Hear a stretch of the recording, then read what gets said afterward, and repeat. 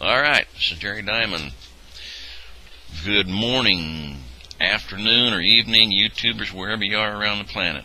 Still got a few of my YouTubes closed caption. I'm going to be doing more of that. Hopefully a lot more people can listen to them. And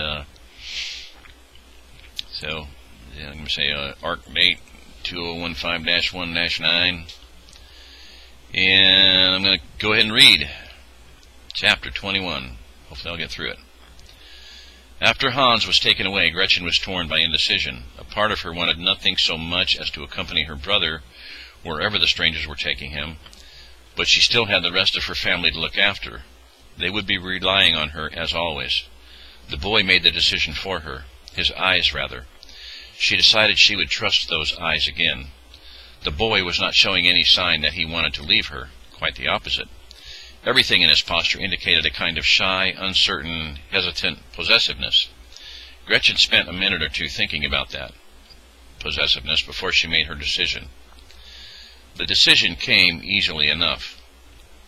She did not really have a choice anyway, except a choice between different evils, and she liked his eyes. That was something. The rest could be endured easily enough. Anything could be endured easily enough after Ludwig. The boy, stop. She forced her mind onto a different path. Was ist, damned English. What is ihr name? She pronounced it in the German way. Name. She understood the question at once. Jeff Higgins. He understood the question at once. Jeff Higgins. So, he is as intelligent as his eyes. That, too, was a good sign. With intelligence, there might also be humor. Good humor. Ludwig's intelligence had been that of a pig. His humor had reminded her of pig shit. She pronounced the name a few times until she was certain she had it right. Jeff Higgins. Jeff Higgins. Men, young men especially, became sullen if you mispronounced their names. Gretchen could not afford any such obstacles. Not here, not how, not ever. For 2 years, Gretchen's life and that of her family had hung by the slenderest thread, but Gretchen had always been self-confident, even as a little girl. So long as there was a thread, she would hold on to it in a sure and capable grip. She tucked her hand under his arm and began leading him back to the camp where her family waited. She tried not to make it too obvious. Men resented being led by women, but the boy, stop, Jeff, didn't seem to mind at all. Soon, to her surprise, he even became very chatty, fumbling with words, trying to find some mishmash language they could both speak. She was interested to note that he seemed more concerned with learning some German words than with teaching her English. By the time they reached the camp, Gretchen was almost at ease. This would not be so bad, she decided. He will be heavy, of course, as big and plump as he is, so what?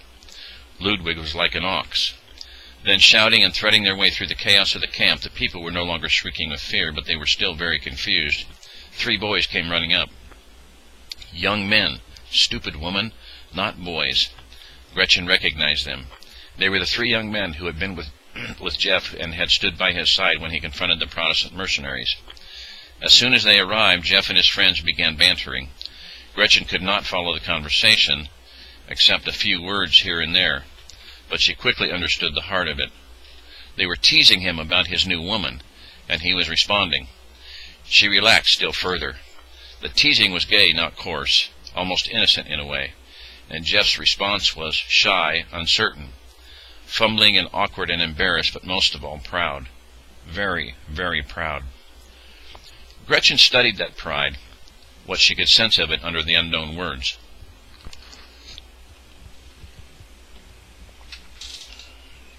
No, hang on. Can't see in the dark.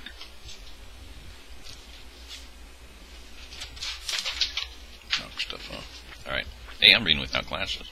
Woo! Huh. I made it into really big print. Alright. And then I moved the mouse. I had it on auto scroll. Blah. Yeah, it's pretty cool. Make the print big enough I don't need the stupid glasses. Alright, sorry about that. Don't be bad. Have you, of course, plum, blah, blah, not boys. Products teasing him about his new woman. Gretchen studying that pride. All right, there we go. All right. But most of all, very, very proud. Gretchen studied that pride, what she could sense of it under the unknown words. She was accustomed to foreign languages. A mercenary army was a veritable Tower of Babel, and was quite proficient at separating meaning from its verbal sheath. She relaxed. Ludwig had been proud of her, like a pig farmer might boast of his sow. There was something else here, something fresh, clean, perhaps. A sudden image came to her from a word she had long forgotten. A world she had long forgotten, a world she had banished from her mind. She remembered an evening in her father's house when he had been standing by the fireplace, warming his hands while her mother placed the food on the table. Her father had turned his head and watched.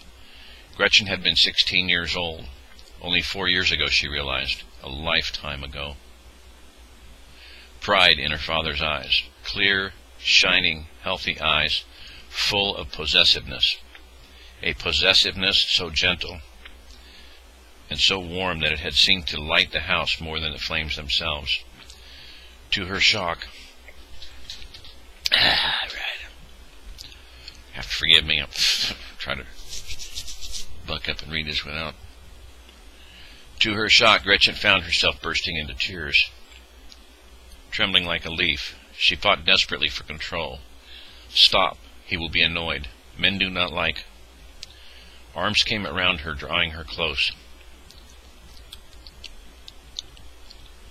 A hand pressed her face into a shoulder.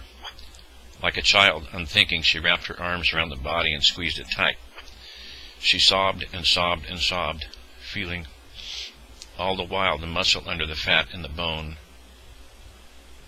under the muscle, feeling so strange, the sharp edge of the spectacles against her skull, hearing the whispers and not understanding a word. There was no need for words. Meaning from its sheath was all that mattered. When she was done, finally she drew her head away. Her eyes met his.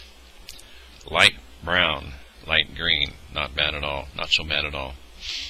All right, that was chapter 21.